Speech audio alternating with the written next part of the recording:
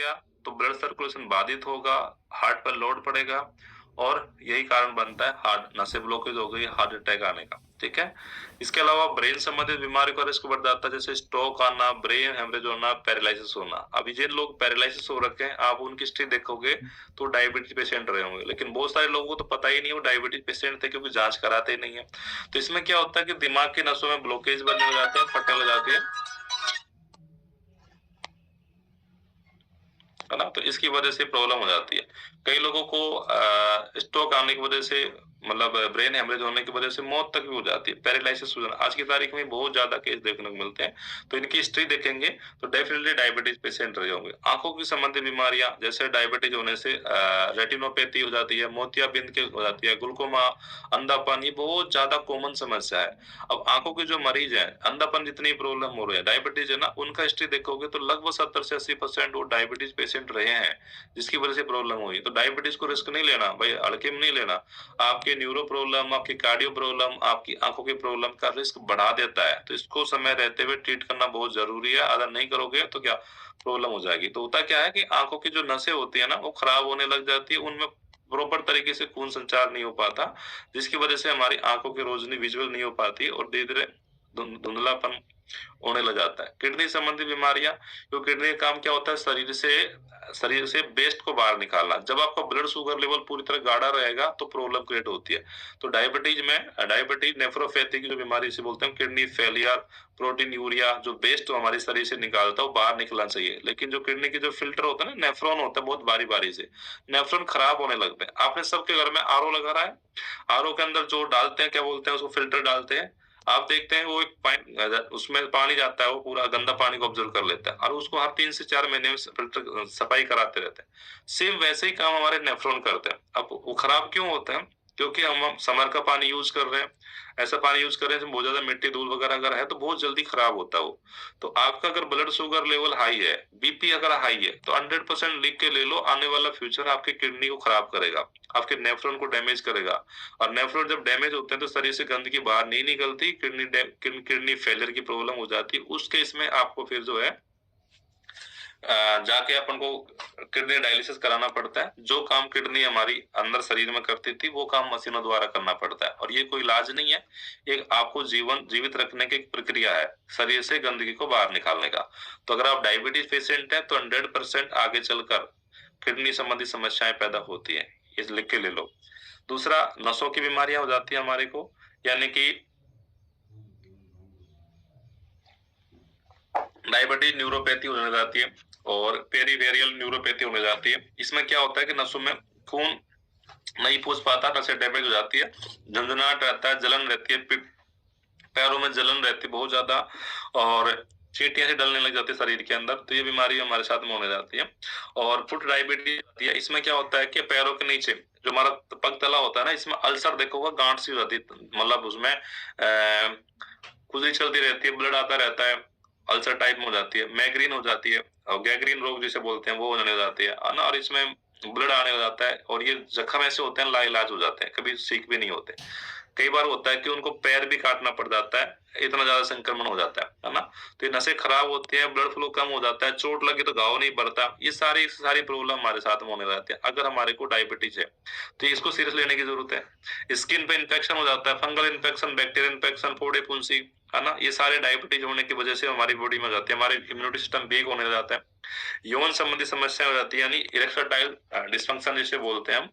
तो ये एक सेक्सुअल मेजर प्रॉब्लम है जिसमें हमारे ऑर्गन्स तक प्रॉपर तरीके से ब्लड फ्लो नहीं होता। उसकी वजह से ये भी प्रॉब्लम देखने को मिलती है आज की तारीख में। डायबिटीज या डायबिटीज अकेले नहीं आती, बहुत सारी बीमारी का पैकेज लेके आती है। दिमाग की बीमारी, अल्जाइमर, डिमेंशिया, है ना? ये दिमाग की बीमारी का रिस्क बढ़ा देता है। फैटी लिवर, हाई कोलेस्ट्रॉल, मोटापा, कमजोरी आना। तो यानी बीमार डायबिटीज जो होता है ना, एक बीमारी है लेकिन 10 से 15 बीमारियों की रूट कोज है ये। इससे जुड़ी हुई बीमारी है, उनका रिस्क बढ़ाता है। और शुगर बीमारी नहीं है, ये मान के चलो आप कि हमारे रोजमर्रा की जो गलत आदतें हैं ना, उसका रिजल्ट मात्र है। ठीक है? टाइप 2 डायबिटीज कोई बीमारी नहीं है, हमारे खाने-पीने की गलत आदतों का परिणाम मात्र है। अब इसे आप ठीक कर सकते हैं, कोई बड़ी बात नहीं है। आप अपने लाइफ़स्टाइल, खान-पान को अगर अच्छा करेंगे तो ये ठीक हो जाती है, रिवर्स हो जाती है। थोड़ा-सा एक लो शुगर के बारे में भी जान लेते हैं। लो शुगर यानी हाइपोग्लाइसीमिया।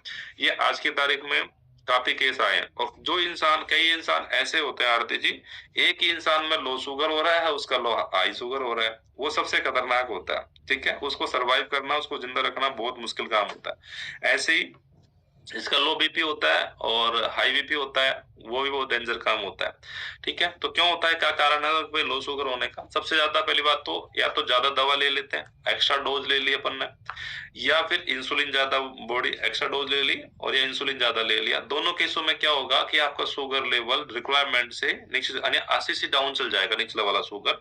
उस केस में लो एनर्जी फ़ील करेंगे अपन। या समय पे खाना-पीना नहीं खाते, भूख लंबा समय तक खाली पेट रहते हैं। अब लंबा समय तक खाली पेट रहेंगे तो बॉडी क्या करे, मेटाबॉलिज्म स्लो हो जाएगा और आपका शुगर लेवल है ना नीचे वाला शुगर जो है डाउन जाने लग जाएगा, है ना? एक्सरसाइज बहुत ज़्यादा कर रहे हैं हम। अब एक्सरसाइज ज़्यादा कर रहे हैं, बॉडी कैलोरी खूब ज़्यादा जला रही है। हमें लगता है कि वर्कआउट करने से सारा कुछ होता है। तो बहुत ज़रूरत से ज़्यादा एक्सरसाइज करना भी नुकसानदायक होता है। उसमें भी क्या होता है, बॉडी बहुत ज़्यादा कैलोरी जला जाती है और आपका शुगर लेवल, ग्लूकोज़ लेवल जो होता है ना नीचे चल जाता है। खाली पेट रहना, शराब पीना, ऐसे कुछ कारण होता है जिसकी वज़ह से प्रॉब्लम होती है। तो अब अगर लो शुगर है किसी के साथ में तो क्या सिम्पटम्स आएँगे? पसीना बहुत ज़्यादा आएगा, हाथ-पैर काँपने लगेंगे, ऐसे कंपन टाइप में रहेंगे, चक्कर आने लगेंगे क्योंकि उसमें इलेक्ट्रोलाइट की डेफिशिएंसी हो जाती है, वीकनेस फ़ील करते हैं। भूख बहुत ज़्यादा लगने लग जाती है ना, और हार्ट बीट बहुत ज़्यादा हो जाती है, बेहोशी भी हो जाती है। बेहोशी होकर वो बच बन जाती है, जैसे चाबी से मुँह खोलते हैं ना अपन उस तरीके से। तो ये सारे के सारे लो शुगर होने के सिम्पटम्स हैं। अब क्या करना पड़ेगा आपको तुरंत इसमें 3 से 4 चम्मच चीनी घोल के तुरंत पिलाओ, क्योंकि बॉडी में ग्लूकोज़ की मात्रा कम हो गई है। चीनी पिला दो, मीठा जूस पिला दो, ग्लूकोज़ पिला दो और 15-20 मिनट बाद में फिर उसको देखेंगे तो वो नॉर्मल मिलेगा, ठीक है? तो लो शुगर सबसे ज़्यादा डेंजर चीज़ है। हाई शुगर से भी ज़्यादा जानलेवा होती है लो शुगर होना, ठीक है? तो इसको थोड़ा-सा अपन को ध्यान रखना।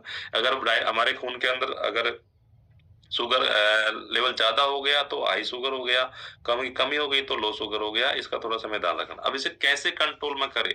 मेन चीज़ है, अभी तक तो हमने सिर्फ प्रॉब्लम के बारे में सुना, बहुत सारी बीमारियों के बारे में जाना कि डायबिटीज़ होने की वजह से किन-किन बीमारियों का रिस्क बढ़ जाता है। अब इसे हम कैसे कंट्रोल में करें, क्या मूल सिद्धांत है?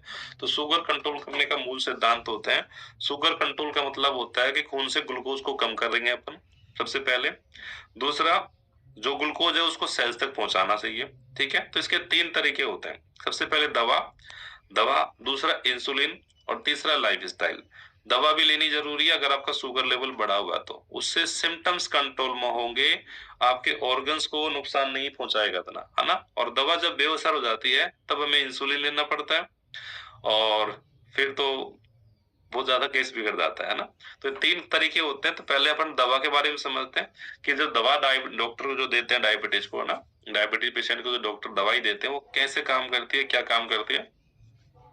जैसे ज़्यादातर डॉक्टर जो है ना मेटफॉर्मिन जो मेडिसिन है डायबिटीज़ की, वो ज़्यादातर देना काम करती है। अब ये क्या काम करती है कि हमारा जो लिवर होता है, लिवर से कमांड देती है कि भाई तू शुगर कम बना, है ना? लिवर जो होता है उसको लिवर पे फैट डालती है और उसे शुगर कम बनाने के लिए प्रेशर डालती है। जो मेडिसिन लेते हैं अपन मेटफॉर्मिन जो मेडिसिन होती है, ये काम करती है। इंसुलिन को बेहतर तरीके से काम करने के लिए वो प्रेरित करती है, यानी कि उसको उकसाती है भाई, जो इंसुलिन हमारी बॉडी बना तो रही थी, लेकिन वो रेजिस्टेंस की प्रॉब्लम जब हो जाती है, यानी कि इंसुलिन सही से इस्तेमाल नहीं कर रहा, तो उसको सही से इस्तेमाल करने में हेल्प करती है। हमारी सेल्स तक इंसुलिन जो हमारी जो कोशिकाएँ हैं, हमारी जो सेल्स होती है, इंसुलिन के प्रति संवेदनशील बना देती है और इससे क्या होता है कि इंसुलिन अच्छे से काम करने लग जाता है। तो इस केस में हम देखा कि ये वाली जो मेडिसिन है, ये लिवर को इफ़ेक्ट करती है, ग्लूकोज़ कम बनाने में। दूसरा, शरीर में जो इंसुलिन बन रहा था उसको सही तरीके से इस्तेमाल करने में हेल्प करती है। बेसिकली डायबिटीज़ किससे कंट्रोल हुआ? इंसुलिन से ही हुआ। लेकिन ये उस प्रोसेस को थोड़ा-सा ठीक करने, सहारा लगाने का काम करती है, ठीक है? तो इंसुलिन तो वही था पहले जो बॉडी में था, लेकिन उसका काम करने की परफॉर्मेंस को बेटर कर दिया, ठीक है? दूसरा, सल्फोनाइलयूरिया नाम की जो मेडिसिन आती है, ये क्या करती है? पैनक्रियाज़ से इंसुलिन बनाती है, पैनक्रियाज़ पे जाके दबाव बनाती है। अब ये पैनक्रियाज़ के ऊपर फैट की लेयर बन गई है, जिसकी वजह से पैनक्रियाज़ का इंसुलिन का उत्पादन कम कर दिया था। तो ये जो मेडिसिन है सल्फोनाइलयूरिया, ये क्या करती है? जाके उस पर दबाव बनाती है। दबाव बनाने की वजह से वो इंसुलिन को रिलीज़ करती है पैनक्रियाज़ और फिर आपका डायबिटीज़ लेवल नॉर्मल होने जाता है। एक और आता है DPP-4 इनहिबिटर नाम से मेडिसिन आती है डायबिटीज़ की। तो ये क्या काम करती है? शरीर में जो हार्मोन्स को बढ़ाकर इंसुलिन रिलीज करती है। हमारी बॉडी के अंदर जो इंसुलिन को बनाने के जो हार्मोन्स है उसको बढ़ा देती है और जिससे इंसुलिन रिलीज होता है। तो कुल मिला के ये मेडिसिन जो होती है ना, कोई इंसुलिन लिवर को अफेक्ट कर रही है, लिवर को कोई इस सही तरीके से जो बॉडी इंसुलिन बना रही थी उसको सही जगह इस्तेमाल करने का काम कर रही है।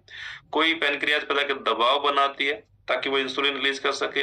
कोई मेडिसिन ऐसी होती है जो पेशाब के रास्ते यानी कि किडनीज के रास्ते जो ब्लड शुगर लेवल हाई रहता है उसको कम करने में हेल्प करती है। तो यही मोटा मोटी कारण होता है। कई जो मेडिसिन होती है शुगर को बढ़ाना मतलब बढ़ने नहीं देती, ये मेडिसिन का काम होता है। लेकिन फाइनली आपका जो शुगर लेवल कंट्रोल होता है वो सिर्फ इंसुलिन की वजह से होता है। ठीक है, मेडिसिन सिर्फ या तो शरीर से ब्लड से शुगर को बाहर निकाल दी पेशाब के रास्ते से, लिवर को कमांड दे देगा कि भाई आप कम बनाओ ग्लूकोज। ठीक है, जो इंसुलिन हमारी बॉडी में बन रहा था उसको सही तरीके से इस्तेमाल कर देगा। यही अब कब मेडिसिन हमें कब इंसुलिन की जरूरत पड़ती है, कई बार देखा होगा टाइप 1 डायबिटीज पेशेंट जो है ना, मेडिसिन की डोज बढ़ती गई, 3 टाइम 4 टाइम 5 टाइम तक खा रहे हैं, फिर फार नहीं पड़ रही, और फिर फाइनली डॉक्टर बोलते हैं भैया अब मेडिसिन से काम नहीं चलेगा, अब आपको इंसुलिन में आना पड़ेगा। तो इंसुलिन को कब आने पड़ता है शिवचरण जी, जो कहते हैं ना तिल में तेल नहीं बचे, यानी कि पैनक्रियाज के अंदर बिल्कुल भी इंसुलिन नहीं बन रहा, उस केस में आपको जो है ना इंसुलिन इंजेक्शन लगाने पड़ते हैं बाहर से। ठीक है, तो वो कब जरूरत पड़ती है, और फिर वो टाइप 2 से टाइप 1 का केस हो जाता है। एक तो टाइप 1 में इंसुलिन लगाने की जरूरत पड़ती है, और दूसरा टाइप 2 से टाइप 1 में जब केस कन्वर्ट होता है तब उसमें इंसुलिन की जरूरत पड़ती है। या आपका जो ब्लड शुगर लेवल 300 से ज्यादा लगातार रहता है, यानी कि मेडिसिन के बाद में भी 300 से ज्यादा आपका शुगर लेवल हाई रहता है, उस केस में भी आपको इंसुलिन की डोज देनी पड़ती है। ठीक है, दवा काम नहीं कर रही हो, प्रेगनेंसी के अंदर या किसी को ऑपरेशन हो गया, कोई गंभीर बीमारी हो गई है ना, उस दौरान इंसुलिन लगाना पड़ता है। अगर आपका जैसे मान लो कोई ऑपरेशन होना है और आपका शुगर लेवल हाई है तो डॉक्टर नहीं करेंगे आपका। ठीक है, इन्फेक्शन फैल जाता है, घाव नहीं भरेगा, तो उसको कंट्रोल करने के लिए इंसुलिन का लगाना पड़ता है। ठीक है, अब इंसुलिन कैसे काम करता है, इंसुलिन चाबी होता है और सेल्स हमारे एक तरीके से दरवाजा होता है। तो इंसुलिन दरवाजा खोलता है, शुगर हमारे अंदर जाती है, और शुगर अंदर जाती है तो क्या होता है कि हमारे को एनर्जी मिलती है और ब्लड शुगर लेवल नॉर्मल हो जाता है। ठीक है, तो मोटा मोटी बात यह है कि जो कुछ दवाइयां जो होती है ना इंसुलिन बनवाने में हेल्प करती हैं, कुछ ऐसी होती है कि इंसुलिन को बेहतर तरीके से इस्तेमाल करने में हेल्प करती हैं, और कुछ ऐसी दवाइयां होती हैं जो ब्लड से पेशाब के रास्ते शुगर को बाहर निकालने का काम करती है। लेकिन आपका शुगर कंट्रोल सिर्फ और सिर्फ इंसुलिन की वजह से ही होता है, दवाइयां सिर्फ उसको सपोर्ट करने में हेल्प करती है। अगर शुगर लेवल बढ़ा हुआ है तो दवाई जरूर लें, लेकिन टाइप 2 डायबिटीज आप दवाई खा रहे हैं तो टाइप 2 डायबिटीज पेशेंट है, और टाइप 2 डायबिटीज कोई बीमारी नहीं है, ये एक लाइफस्टाइल डिसऑर्डर है, इसको आप ठीक कर सकते हैं। तो अब मैं आपको बताने जा रहा हूँ कि इसको कैसे ठीक कर सकते हैं। ठीक है, मेडिसिन भी जरूरी है, कई लोग इसको इग्नोर कर देते हैं, उनका शुगर लेवल हाई रहता है, भाई मेडिसिन नहीं लेनी, लत लग जाएगी, भाई नहीं, लेनी पड़ती है, लेकिन आप अपनी जीवन शैली पे काम करें और बहुत जल्दी वो रिवर्स हो जाती है। तो सबसे पहले मेन जरूरी है लाइफ स्टाइल हमारा। ठीक है, लाइफ स्टाइल में हमारा खान पान आता है, तो आपको पहले समझना है कि बॉडी को चाहिए क्या एक्चुअली में, और हम क्या गलती कर रहे थे। जब तक इस गलती को नहीं समझेंगे तो प्रॉब्लम में आएंगे। बॉडी को हमारी थाली के अंदर संतुलित भोजन होना चाहिए, यानी कि प्रोटीन मेजर रोल होता है। प्रोटीन आपकी डाइट में था ही नहीं। ठीक है, 73% गवर्नमेंट का सर्वे है कि हमारे इंडिया के खाने में प्रोटीन है ही नहीं, तो प्रोटीन हमारे को रोज चाहिए बॉडी वेट के हिसाब से। दूसरा, आप फिजिकल एक्टिविटी करते हैं तो उसके हिसाब से आप इसकी 10-20-30 ग्राम प्रोटीन की डोज बढ़ा सकते हैं। प्रोटीन का मतलब ये नहीं है कि टोटल प्रोटीन सप्लीमेंट से ही लेना होता है। ठीक है, आपको नेचुरल सोर्स से प्रोटीन कंज्यूम करना है ज्यादा से ज्यादा, और इसके अलावा अगर आपका नेचुरल सोर्स से पूरा नहीं हो रहा तब तो आपको अच्छे ब्रांड के सप्लीमेंट्स यूज करने चाहिए। ठीक है, तो प्रोटीन का टॉपिक हुआ था तब मैंने डिटेल में बताया था इसके बारे में। तो और खाने का पैटर्न कैसे होना चाहिए, सबसे पहले आपकी प्लेट का लगभग 50% हिस्सा सलाद फ्रूट से होना चाहिए, जैसे हम ना अभी दे रहे हैं आपको। सलाद फ्रूट्स में क्या होता है, एक तो जिंदा खाना है, वो नेचर ने हमें दिया, फाइबर भरपूर है इसके अंदर। ठीक है, विटामिन मिल जाते हैं, एंटीऑक्सीडेंट प्रॉपर्टीज हमें मिल जाती है। और सबसे पहले जब भी खाना खाएंगे, खाना खाने से पहले सलाद फ्रूट्स खाना है। इससे क्या होगा, पेट का 50% हिस्सा इसी से भरेगा, आप ज्यादा नहीं खाएंगे, पहली बात तो। दूसरा, जो कार्बोहाइड्रेट वाली चीजें हम खा रहे हैं तो ब्लड शुगर लेवल को स्विंग नहीं करेंगी, आपका ब्लड शुगर लेवल खाने के बाद में नहीं बढ़ेगा। आप चाहो तो डेमो देख सकते हो, एक दिन आप ऐसा करना कि खाना खाने के बाद में जाँच करना, लेकिन उस दिन सलाद मत खाना, ठीक है? आप रोटी, सब्ज़ी जो भी आप रोज़मर्रा में खाते हो वो खाना, और फिर खाना खाने के 2 घंटे बाद में आप अपना ब्लड शुगर लेवल चेक करना। उससे पता चलेगा कि आपका डाटा कितना था। अगले दिन उसी टाइम में खाना खाना है आपको, लेकिन पहले सलाद, फ्रूट्स खाना है 50%, और बाकी फिर रोटी, सब्ज़ी जो भी खा रहे हैं आप वो खाना है, जो पहले दिन खाया था वही सेम चीज़ खानी है, बस सलाद ऐड करनी है। फिर अपना ब्लड शुगर लेवल चेक करना, परिणाम आपके सामने होंगे। तो ब्लड शुगर लेवल स्विंग नहीं करता उसमें प्रोटीन के लिए ऐड करना है, और कार्ब्स जो लेना है ना, रिफाइनरी कार्बोहाइड्रेट से बचना है। नमकीन, बिस्कुट्स, बेकरी, मैदा वाली चीज़ें, इतनी भी चीज़ें होती है ना, जो सबसे ज़्यादा जीभ लुभावने वाली चीज़ें होती हैं, इनसे बचना है हमारे को। हमारे को ज़्यादातर कॉम्प्लेक्स कार्ब्स लेना है। आटा लेना है तो मल्टीग्रेन आटा लीजिए, और गेहूँ जो होता है ना, ये हाई ग्लाइसेमिक में आता है। तो जो भी अनाज, सब्ज़ी, फ्रूट्स आप डाइट में ऐड करें, उसका ग्लाइसेमिक इंडेक्स लो होना चाहिए, जीआई लेवल लो होना चाहिए। बाय द वे आपकी जानकारी के लिए बता दूँ, कई लोग कहते हैं सर आपका शेक में तो शुगर है ना? कहते हैं मीठा भी लगता है, लिखा भी है शुगर है, और मीठा भी लगता है। तो ये तो शुगर पेशेंट के लिए नुकसान करेगा। अरे भैया वो चिंता लेने की ज़रूरत नहीं है, कंपनी ने स्टिकर लगा रखा है लो ग्लाइसेमिक का। इसका जीआई लेवल लो है, मीठा है, हर मीठा नुकसान नहीं करता। आपके फ्रूट्स के अंदर भी मीठा है, सब्ज़ी में मीठा है, अनाज में शुगर है, किसमें शुगर नहीं है? सबके अंदर शुगर है। लेकिन कौन-सी शुगर फ़ायदा करती है, कौन-सी नुकसान करती है, जब कार्बोहाइड्रेट का टॉपिक देंगे तब आपको डिटेल में समझाएँगे, ठीक है? तो आपकी थाली का पैटर्न हो गया, अनाज हो गए, फ्रूट्स हो गए, सब्जियाँ हो गई, लो ग्लाइसेमिक वाली चीज़ लेनी है, मिडिल ग्लाइसेमिक वाली कभी-कभार ले सकते हैं। मिडिल ग्लाइसेमिक में जैसे हमारा गेहूँ का अनाज आ गया, चावल आ गए, ये आपका शुगर लेवल को बढ़ाने का काम करेंगे। हाई ग्लाइसेमिक वाली चीज़ें 100% प्रतिबंध करनी है। अब आपको समझ में नहीं आएगा, तो गूगल बाबा की हेल्प ले लेना। कुछ भी खाने से पहले कि भाई मेरा ये खाने का मन कर रहा है, मैं डायबिटीज़ पेशेंट हूँ, क्या मैं खा सकता हूँ? अब डॉक्टर तो हर जगह उपलब्ध होगा नहीं होगा, तो आप गूगल बाबा की हेल्प ले लो कि इसका जीआई लेवल या ग्लाइसेमिक लेवल क्या है। अगर लो कैटेगरी में है तो किसी डॉक्टर से पूछने की जरूरत नहीं है, आप 100% खा सकते हैं। अगर मिडिल कैटेगरी में है तो थोड़ा बहुत ले सकते हैं, और हाई कैटेगरी में तो भैया नहीं खाना, नहीं खाओगे, खाओगे तो शुगर लेवल बहुत ज्यादा बढ़ जाएगा। तो यहाँ पे क्या किया हमने, थाली के अंदर फाइबर की वैल्यू बढ़ा दी, प्रोटीन की वैल्यू बढ़ा दी, कार्बोहाइड्रेट 25% से ज्यादा नहीं होना चाहिए, और कॉम्प्लेक्स कार्ब, गेहूं की रोटी की जगह आप मल्टीग्रेन आटा की रोटी यूज करें, ताकि उसकी न्यूट्रिशन वैल्यू बढ़ जाती है, ठीक है? खाने को चबा चबा के अच्छे तरीके से हमने खाना है। हरी सब्जियाँ, दाल हो गई, ठीक है? कभी-कभार पनीर ले लिया, साबुत अनाज। स्प्राउट जो होता है ना, डायबिटीज़ पेशेंट में बहुत फ़ायदा करता है, क्योंकि लो कैलोरी होती है चीज़ें, ठीक है? और क्या नहीं खाना, चीनी नहीं खानी, मैदा नहीं खानी, कोल्ड ड्रिंक नहीं खानी, जंक फूड, प्रोसेस्ड फूड, जितनी भी चीज़ें होती हैं, ये सारी की सारी चीज़ों को हमें अवॉइड करना है। नमकीन, बिस्कुट्स वगैरह, इन सब चीज़ों को अवॉइड करना है। ये सिर्फ़ और सिर्फ़ आपको कैलोरीज़ दे रही है, कोई पोषण नहीं दे रही है, ठीक है? रोज़ एक्सरसाइज़ ज़रूर करनी है। एक्सरसाइज़ करने से क्या होता है कि हमारे ऑर्गन्स की परफॉर्मेंस बेटर होती है। इंसुलिन बेहतर तरीके से काम कर पाता है, शुगर लेवल डाउन होता है, क्योंकि कैलोरी को आप जला रहे होते हो। अगर कैलोरी को जलाओ, लेकिन आप जला रहे हो, तो आपका शुगर लेवल नहीं बढ़ेगा। तो लगभग 35 से 40 मिनट वॉक कर सकते हैं, मेडिटेशन कर सकते हैं, कोई भी फिजिकल एक्टिविटी ये ज़रूरी है हमारे लिए। जैसे खाना ज़रूरी है, वैसे ही डायबिटीज़ पेशेंट के लिए, अच्छे स्वास्थ्य के लिए ज़रूरी है वर्कआउट करना ना। और वज़न ज़्यादा है, तो 100% आपको वज़न को आइडल वेट पे रखना है, क्योंकि वज़न ज़्यादा होने की वजह से इंसुलिन रेजिस्टेंस की प्रॉब्लम हो जाती है, इंसुलिन का उत्पादन कम कर देती है। जैसे ही हमारी पैनक्रियाज़ के ऊपर से फैट की लेयर हटती है, आप देखते हैं आपका बेली फैट पहले 18 था, 20 था, और जब वो 8-9 के आस-पास आ गया, कहाँ गया डायबिटीज़? क्योंकि पैनक्रियाज़ के ऊपर भी पहाड़ों में बर्फ जम जाती है, मौसम खुलता है, बर्फ पिघल जाती है, पिघलने के बाद अब मौसम कितना सुहाना हो जाता है पूरी तरीके से, है ना? वैसे ही अगर आपकी पैनक्रियाज़ के ऊपर फैट की लेयर बन रही है, जब फैट की लेयर हट जाती है, बेली फैट, विस्लर फैट कम हो जाता है, डायबिटीज़, बीपी, शुगर, ये सब चीज़ें ऑटोमैटिकली बैलेंस में आ जाती है। तो वज़न कम करना बहुत ज़रूरी है, ये डायबिटीज़ हो और बहुत सारी बीमारी का रिस्क अपने आप कम हो जाता है, ठीक है? तो ये सबसे मतलब रामबाण चीज़ है, अगर वज़न ज़्यादा है तो हमारा। नींद की क्वालिटीज़ को बेहतर करना, 7 से 8 घंटे की नींद हमारे लिए बहुत ज़रूरी है, क्योंकि बॉडी रिकवरी करती है हमारे को, इसको बेटर करने की ज़रूरत है। अगर ये पैटर्न ठीक नहीं है आपका, तो कंट्रोल नहीं कर पाएगी, बॉडी हील नहीं कर पाती, रिकवर नहीं कर पाती है अपन को, तो इसको सुधारने की ज़रूरत है।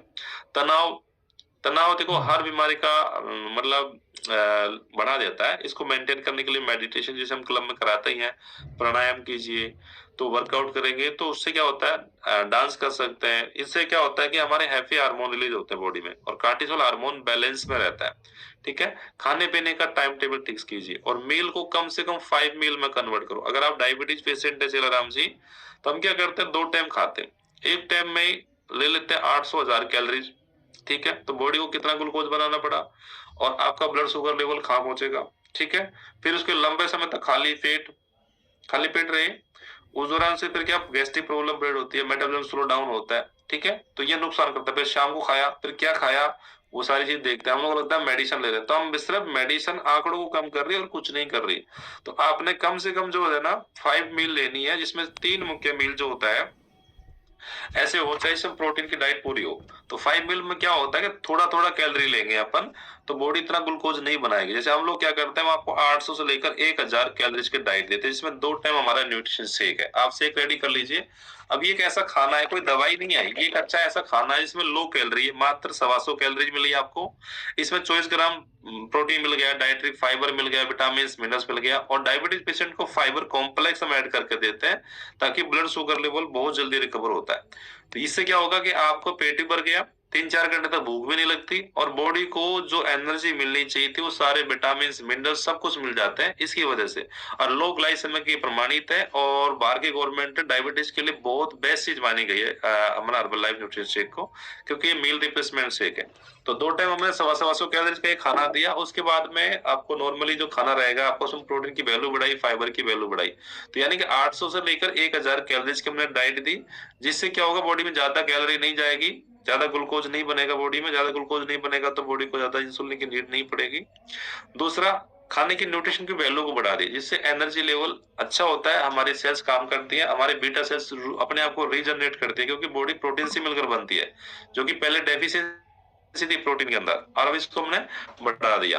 तो मील को 5 मील में कन्वर्ट किया और खाने का टाइम टेबल निर्धारित किया। रात को लेट रात में खाना नहीं खाना, टाइम से खाना खाना है, ठीक है? दोबारा बता रहा हूं मैं आपको, जो भी खाने में लेते हैं उनका लो ग्लाइसेमिक होना चाहिए। डायबिटीज पेशेंट को 1000 कैलोरी से ज्यादा कैलोरी नहीं लेना चाहिए। प्रोटीन की वैल्यू बढ़ानी है, बॉडी वेट से ज्यादा ही प्रोटीन होना चाहिए। गुड फैट लेना है आपको, ओमेगा 3 फैटिक एसिड लेना जरूरी है। मल्टीविटामिन जिसके अंदर अपना सारे जो माइक्रो मैक्रो न्यूट्रिएंट्स है वो सारे मिल जाते हैं। फाइबर की वैल्यू बढ़ानी है, तो अगर ऐसा करेंगे तो डेफिनेटली हमारा डायबिटीज लेवल नॉर्मली वैसे ही रिवर्स होने लगेगा। साथ में नॉलेज को अपडेट करनी है। अब ये चीज को हम कुछ दिन मेंटेन रखेंगे तो डायबिटीज मेंटेन रहेगा। अगर आप पुराने वाली लाइफ में जाएंगे तो फिर दोबारा से रिवर्स हो जाएगा, क्योंकि लाइफस्टाइल डिसऑर्डर है वो, है ना? तो 70% लाइफस्टाइल के कारण होती है, 30% दवाइयों की जरूरत पड़ती है, लेकिन जो ले रहे हैं ना वो वापस रिवर्स कर सकते हैं। और दवाइयां जो डायबिटीज हो रहा है, दवा से नहीं अपनी आदतों से ही कंट्रोल होगी, क्योंकि ये कोई बीमारी नहीं है, एक लाइफस्टाइल डिसऑर्डर है। इसको आप ठीक कर सकते हैं, 100% ठीक कर सकते हैं। अब जल्दी से शेक बना लीजिए। काफी सारे लोग तो स्क्रीन से गायब भी हो गए हैं। जल्दी से स्टेक बना लीजिए, तब तक मैं एक पीपीटी देखता हूँ, अगर नजर आ गई तो मैं दिखाता हूँ आपको, अगर है तो रीजन कर लीजिए एक सेक बना के। जस्ट एक सेकंड में देख लेता हूँ, अगर मिल जाती है तो दिखाता हूँ आपको। इस वाली में तो नहीं है।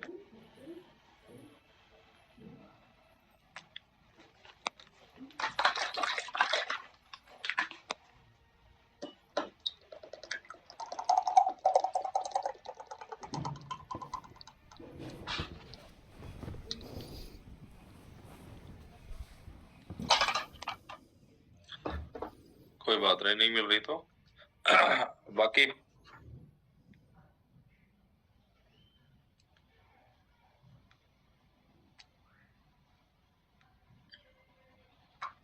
अपना शेक रेडी कर लीजिए। शेक रेडी कर लीजिए भैया। वीवो के नाम से मैडम जी शेक का आपका,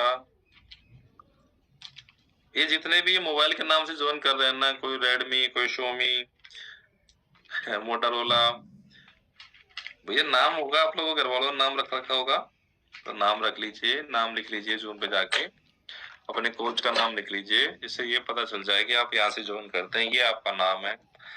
अब मैं आपको बोल रहा हूँ लेकिन आपको समझ में नहीं आ रहा कि मेरे से बोल रहे हैं, है ना? तो आप नाम लिख लीजिए। प्रियंका जी शेख का हमारा, मुकेश जी, ललिता जी, कमलेश सैनी जी, शेख बनाइए अपना।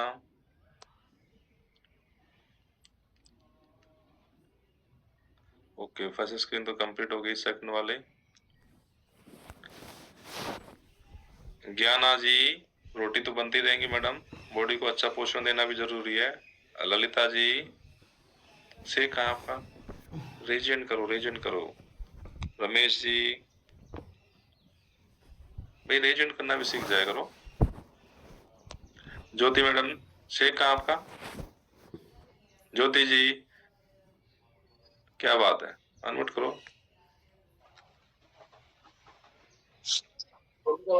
सर खत्म हो गया। नमस्ते सर। नमस्ते। खत्म हो गया तो खत्म होने का वेट कर रहे थे आप? है मंगाए नहीं सर, मंगवा लिया, ऑर्डर कर दिया, आने वाला ये। कब किया था ऑर्डर? 5-6 दिन हो गए। जब भी देखो एक चीज ध्यान रखो, तो थैंक यू। एक चीज हमेशा याद रखो, आप वेट लॉस जर्नी में चल रहे हैं, आप कम से कम 7 दिन पहले रीऑर्डर करें। कई बार ऐसा होता है कि आज ऑर्डर किया कल आ जाए, हमें हर बार ऐसा लगता है कि पिछली बार तो आज किया था कल आ गया, हर बार ऐसा नहीं होता। बहुत सी बार ऐसा होता है, खासतौर गांव देहात के अंदर कि हमारे ये कोरियर सर्विस वाले होते हैं, अपने पास भी लेकर रखे रहते हैं।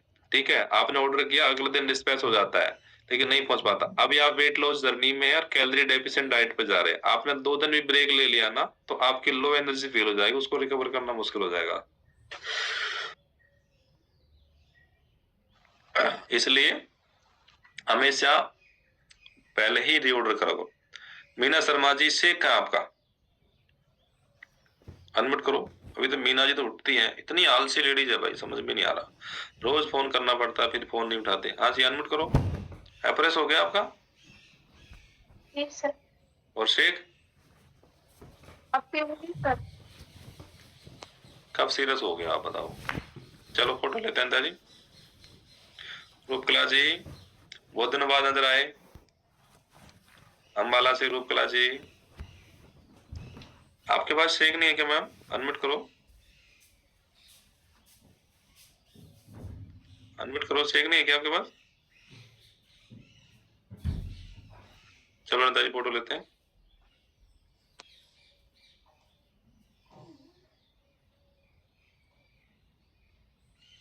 फोटो हो रही है क्या? ले रहे सर।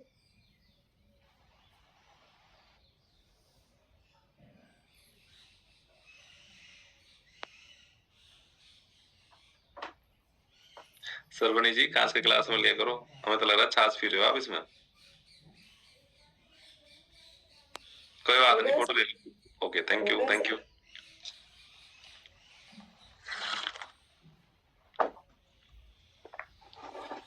ओके थैंक यू, आपने समय दिया।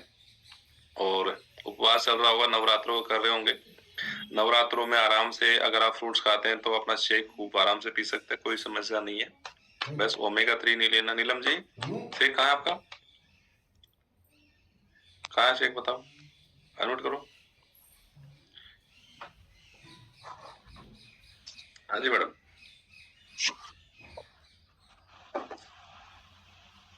मैं रख रखा था जी, फिर थोड़ी देर में ले आऊंगी जी। साथ साथ लिया करो, लेट मत करा करो ना। और इसको शेकर बोतल में बनाया करो, इसमें नहीं, इस बोतल में ऐसे नहीं बनता, इसमें गांठें पड़ जाती हैं, स्प्रिंग होती है उसमें। चलो ठीक है। अब किसी को